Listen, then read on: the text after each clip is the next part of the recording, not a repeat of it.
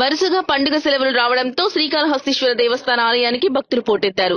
రద్దీ దృష్ట్యా queue line లో వచ్చే భక్తులకు ఎటువంటి ఇబ్బందులు లేకుండా ఆలయ చైర్మన్ కొట్టే సాయి ప్రసాద్ ఆధ్వర్యంలో అన్ని ఏర్పాట్లు చేశారు.